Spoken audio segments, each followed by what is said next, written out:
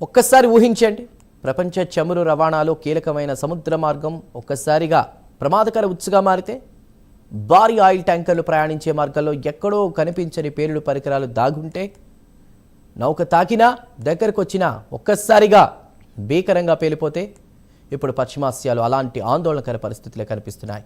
America Israel దాడుల నేపథ్యంలో తన సార్వభౌమత్వాన్ని కాపాడుకోవడానికి ఇరాన్ సముద్ర వ్యూహాలను రంగంలోకి దింపుతోంది. ప్రపంచ వాణిజ్యానికి కీలకమైన హర్మోజ్ జలసంధిలో సముద్రపు మందు పాత్రలను అమర్చే ప్రయత్నాలు జరుగుతున్నాయనే వార్తలు అంతర్జాతీయంగా కలకలం రేపుతున్నాయి.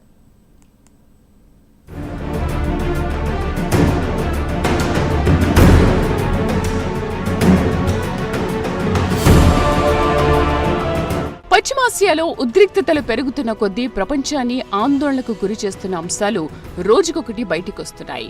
అమెరికా ఇజ్రాయెల్ దాడుల నేపథ్యంలో తన సార్వభౌమత్వాన్ని కాపాడుకోవడానికి ఇరాన్ కొత్త వ్యూహాలతో ముందుకొస్తుంది. ముఖ్యంగా ప్రపంచ చమురు రవాణాకు అత్యంత కీలకమైన స్ట్రెయిట్ ఆఫ్ హర్మోజ్ జలసంధిని యుద్ధ వ్యూహంలో భాగంగా మార్చే ప్రయత్నాలు చేస్తున్నట్లు అంతర్జాతీయ నివేదికలు చెబుతున్నాయి. ఇప్పటికే ఈ ప్రాంతంలో సముద్రపు మందు పాత్రలు అమర్చే చర్యలు ప్రారంభించినట్లు కొన్ని నివేదికలు చెబుతున్నాయి. ఈ పరిణామాలన్నీ ప్రపంచ వాణిజ్య మార్గాలకు ముప్పుగా మారే అవకాశాలు కనిపిస్తున్నాయి.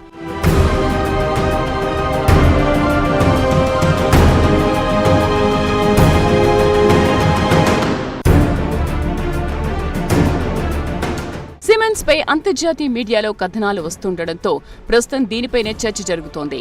ల్యాండ్ మైన్స్ లానే ఈ నావల్ మైన్స్ కూడా పనిచేస్తాయి. నీటి అడుగున అమర్చే ఈ పేలుడు పరికరాలు నౌకలు ప్రయాణించే మార్గాల్లో రహస్యంగా ఉంచుతారు.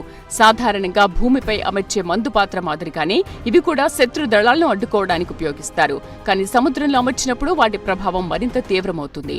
ఎందుకంటే నౌకలు ఎక్కడ ప్రయాణిస్తున్నాయో గుర్తించడం కష్టం. ఒకసారి సముద్ర మార్గంలో మైన్స్ అమర్చితే ఆ మార్గంలో ప్రయాణించడం నౌకలకు ప్రమాదకరంగా మారుతుంది.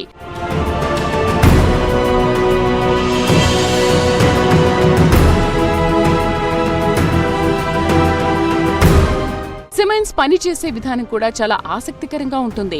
కొన్ని మైన్స్ నౌకలను తాకిన వెంటనే పేలిపోతాయి. మరికొన్ని నౌకలు అయస్కాంత క్షేత్రాన్ని గుర్తించి పేలిపోతాయి.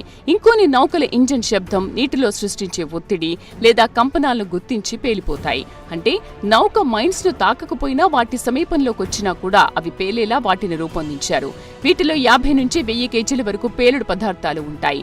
ఈ పేలుళ్ల వల్ల ఏర్పడే భారీ షాక్ వేవ్, గ్యాస్ బబుల్ నౌకల దిగువ భాగాన్ని తీవ్రంగా దెబ్బతీస్తాయి. కొన్నిసార్లు ఒక్క పేలుడు కూడా భారీ ట్యాంకర్ను నిలువునా చీల్చేంత శక్తి కలిగి ఉంటుంది. ఇక ఇరాన్ వద్ద సుమారు 2000 నుంచి 6000 సిమెన్స్ ఉన్నట్లు అంచనా. పెద్ద యుద్ధ నౌకలు మాత్రమే కాదు, చిన్న పడవలు, చేపల పడవలు, సబ్మెరీన్లు, హెలికాప్టర్లు కూడా వీటిని సముద్రంలో అమర్చగలవు. అందువల్ల వీటిని గుర్తించడం, తొలగించడం చాలా క్లిష్టమైన పని.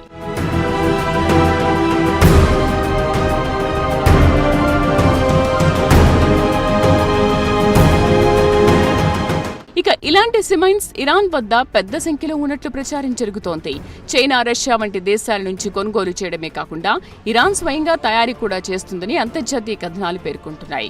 చిన్న నౌకలు, వేగవంతమైన పడవలు, సబ్మెరైన్ల సహాయంతో సముద్రంలో వీటిని వేగంగా అమర్చే సామర్థ్యం ఇరాన్ నౌకాదళానికి ఉంది. ముఖ్యంగా ఇరాన్లోని ఐఆర్జీసీకి చెందిన నౌకలు ఇటువంటి కార్యకలాపాల్లో కీలక పాత్ర పోషిస్తాయని విశ్లేషకులు చెబుతున్నారు. మరోవైపు ఈ సిమైన్స్ పరిణామాలు అమెరికాను కూడా ఆందోళనకు గురి చేస్తున్నాయి. సిమైన్స్ అమర్చితే వాటిని తొలగించడానికి చాలా సమయం పడుతుంది. ఒకసారి పెద్ద స్థాయిలో ఈ మైన్స్ అమర్చితే వాటిని తొలగించడానికి వారం రోజులు లేదా నెలలు పట్టే అవకాశం ఉంటుంది. ఇలాంటి పరిస్థితుల్లో ప్రపంచ వాణిజ్యానికి పెద్ద ముప్పు ఏర్పడే ప్రమాదం ఉంది. ముఖ్యంగా చమురు రవాణా నౌకలు ఈ మార్గాన్ని ఉపయోగిస్తాయి. దీంతో ఈ ప్రాంతంలో ఉద్రిక్తతలు పెరిగితే చమురు సరఫరా దెబ్బతింటుంది.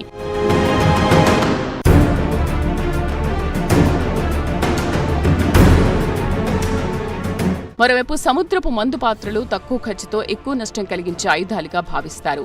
ఒకసారి సముద్రంలో అమర్చితే అవి చాలా కాలం పాటు ప్రమాదాన్ని సృష్టిస్తాయి. అందుకే సముద్ర యుద్ధ వ్యూహాల్లో ఇవి కీలక ఆయుధాలుగా మారాయి. నౌకలపై నేరుగా దాడి చేయకుండానే సముద్ర మార్గాలను మూసివేయగల సామర్థ్యం వీటికి ఉంది.